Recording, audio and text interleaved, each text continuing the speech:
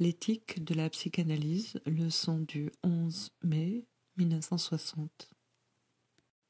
Nous sommes toujours sur la barrière du désir. Comme je vous l'ai annoncé la dernière fois, je vous parlerai du bien.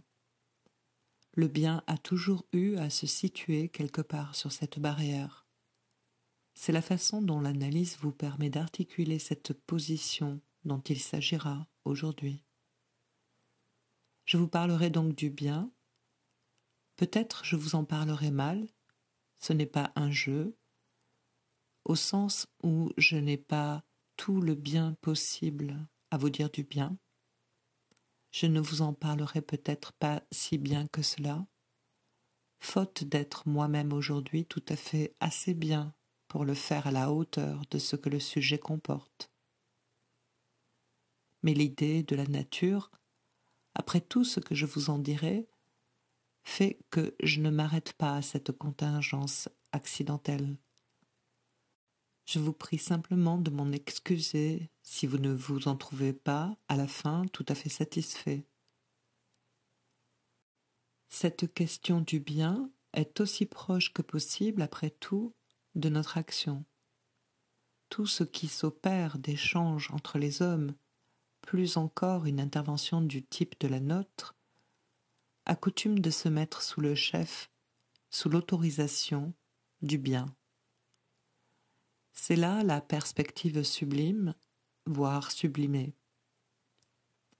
Vous avez pu voir que, concernant la fonction de la sublimation, autant ce dont je vous ai parlé la dernière fois à propos de ce que Freud articule à propos de la pulsion de mort, sur un exemple de cette sublimation, que la sublimation, après tout, nous pourrions, sous un certain angle, la définir comme une opinion au sens platonicien du terme, une opinion arrangée en manière d'atteindre ce qui pourrait être l'objet de science, là où il est, cet objet, et où la science ne peut l'atteindre.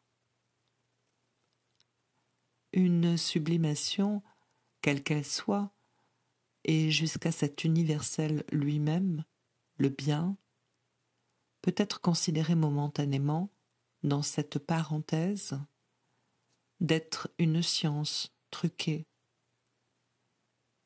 Il est certain, tout vous suggère dans votre expérience, dans la façon dont elle se formule, que cette notion, cette finalité du bien se pose pour vous comme problématique. Quel bien exactement poursuivez-vous concernant votre passion? C'est bien là une question qui est toujours au premier plan, à l'ordre du jour de notre comportement à chaque instant, que de savoir quel doit être notre rapport effectif avec ce désir de bienfait, avec ce désir de guérir dont nous savons que parle à chaque instant au plus concret de notre expérience, que nous avons avec lui à compter comme avec quelque chose qui ne nous indique bien loin de là, pas soi-même, avec quelque chose qui, dans bien des cas, est instantané et de nature à nous fourvoyer. Je dirais plus, c'est une façon paradoxale, voire tranchante, d'articuler pour nous notre désir comme un non-désir de guérir. C'est bien quelque chose qui n'a pas d'autre sens que de nous mettre en garde concernant les voies vulgaires du bien, telles qu'elles s'offrent si facilement à nous, dans leur pente, dans la pente de la tricherie bénéfique, de vouloir le bien du sujet. Mais dès lors, de quoi désirez-vous donc guérir le sujet? Il n'y a pas de doute que quelque chose d'absolument inhérent à notre expérience, à notre voix, à notre inspiration, quelque chose dont nous ne pouvons pas nous séparer, est assurément de le guérir des illusions qui le retiennent sur la voie de son désir. Jusqu'où pouvons-nous aller dans ce sens? Et après tout, ces illusions, quand elles ne comporteraient pas en elles-mêmes quelque chose de respectable, encore faut-il qu'ils veuillent les abandonner. La limite de la résistance est-elle ici simplement une limite individuelle? Ici repose la question de la position des biens par rapport au désir. Assurément, toutes sortes de biens tentateurs s'offrent à lui, et vous savez quelle imprudence il y aurait à ce que nous nous laissions mettre en demeure d'être pour lui la promesse de tous ces biens comme accessibles. C'est bien pourtant dans une certaine perspective culturelle, celle que j'ai appelée la voie américaine de notre thérapeutique. C'est bien pourtant dans cette perspective de l'accès aux biens de la terre que se présente une certaine façon d'aborder, d'arriver, de présenter sa demande au psychanalyste. Nous allons voir, je crois d'une façon, je n'ose dire assez ferme, à quelle distance nous sommes de ce que les choses puissent se formuler aussi simplement. Simplement, avant d'entrer dans ce problème des biens, j'ai voulu faire se profiler pour vous cette question des illusions sur la voie du désir et sur ceci, que la rupture de ces illusions est une question de science du bien et du mal, c'est le cas de le dire. Une question de science qui se situe en ce champ central dont j'essaie de vous montrer le caractère irréductible, inéliminable de notre expérience, en tant que justement, peut-être, il est lié à cette interdiction, à cette réserve dont nous avons, au cours de notre exploration précédente, spécialement l'année dernière quand je vous ai parlé du désir et de son interprétation, je vous ai montré le trait essentiel dans cette « il ne savait pas » à l'imparfait, comme gardant le champ radical de l'énonciation, du rapport le plus foncier du sujet avec l'articulation signifiante. Autant dire qu'il n'en est pas l'agent, mais le support, pour autant qu'il ne saurait même en supputer les conséquences, mais que c'est dans son rapport à cette articulation signifiante que lui, comme sujet, surgit comme sa conséquence. Aussi bien, pour nous rapporter à quelque chose de cette expérience fantasmatique qui est celle que j'ai choisi de produire devant vous pour, en quelque sorte, exemplifier ce champ central dont il s'agit dans le désir.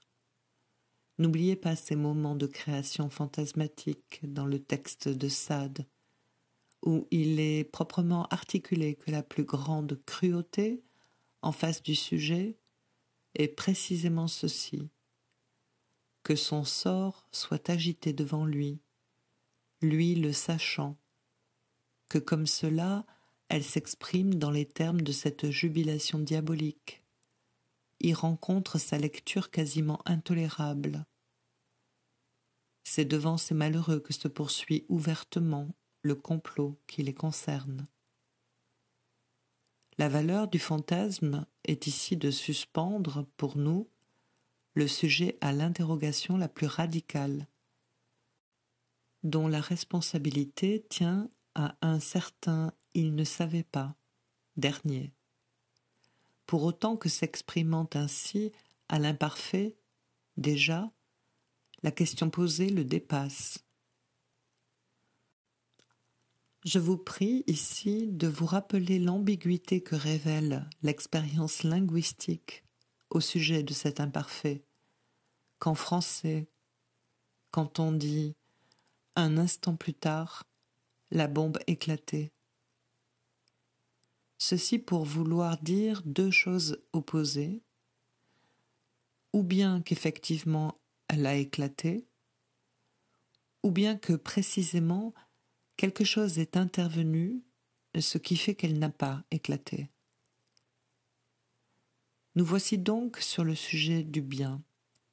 Ce n'est pas d'hier que ce sujet nous arrête, et il faut dire que les esprits d'époque, dont les préoccupations, Dieu sait pourquoi, nous semblent un peu dépassées, ont eu pourtant là-dessus, de temps en temps, des articulations bien intéressantes. Je ne répugne pas à en faire état, si étranges soient-elles, parce que je crois qu'apportées ici dans leur contexte, leur abstraction toute apparente n'est pas faite pour vous arrêter. Je veux dire que quand saint Augustin, au livre 7 de ses Confessions, écrit les choses suivantes, je ne pense pas que cela doive seulement, de vous, recueillir l'indulgence d'un sourire. Que tout ce qui est bon étant l'œuvre de Dieu. Je compris aussi que toutes les choses qui se corrompent sont bonnes, et qu'ainsi elles ne pourraient se corrompre si elles étaient souverainement bonnes. Il ne pouvait se faire aussi qu'elles se corrompissent si elles n'étaient pas bonnes. Car si elles avaient été une souveraine bonté, elles seraient incorruptibles, et si elles n'avaient rien de bon, il n'y aurait rien en elles capable d'être corrompu, puisque la corruption nuit à ce qu'elle corrompt et qu'elle ne saurait nuire qu'en diminuant le bien. C'est ici que commence le nerf de l'argument.